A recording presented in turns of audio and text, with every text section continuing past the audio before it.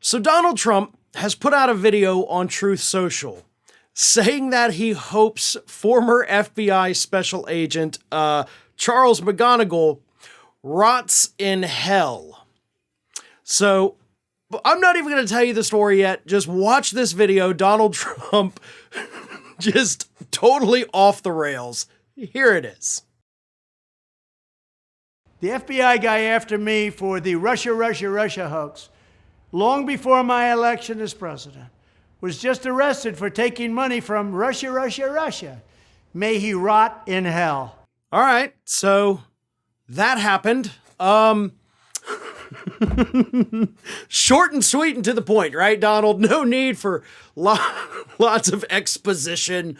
Just right to the Russia, then Russia, then rotten hell. Now, there's several problems with Donald Trump there. He seems very confused about all of this. The most important thing to point out, though, is the fact that he put that video out over a week after Charles McGonagal was, in fact, arrested.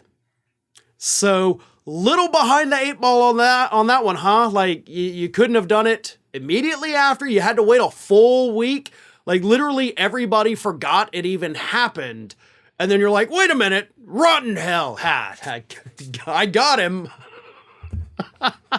And then he kind of omits the fact that the oligarch, the Russian oligarch that McGonagal is accused of helping skirt sanctions here in the United States is actually the very same oligarch that was connected to Donald Trump's former campaign manager, Paul Manafort, which of course resulted in Manafort getting arrested himself. So you pretty much are also tied to that oligarch, Donald. Like, I assume that's why you decided to come out and get angry about this, because, I don't know, maybe you're mad that somebody close to your campaign got another guy in trouble? Is that what happened there? Is that why you're actually upset? You're not really mad at Charles McGonagal. You're mad that your friend's Russian oligarch friend had another friend. I don't know what it is. But anyway, what McGonagal did, of course, was very serious, helping this oligarch skirt sanctions, giving favors to his family and all of that. The FBI had actually tried to recruit this oligarch for many years to become an informant. And then, during Trump's administration, he put this oligarch on a list with 7 others of sanctioned Russians. But Trump's claim in the video, this is why I always also say, like, he's super confused, says, like, all of this happened before he was elected, and that is an absolute lie. The favors began in 2018 after the oligarch was put on the sanction list by Donald Trump as president of the United States. So he not only is trying to, like, distance himself from this, saying, like, oh, this was long before me, but he's totally lying about it. And Charles McGonagal, he's no saint. I don't think the guy should rot in hell. But he's no saint. He's the guy that went after Chelsea Manning, right? So, he's a pretty crappy guy.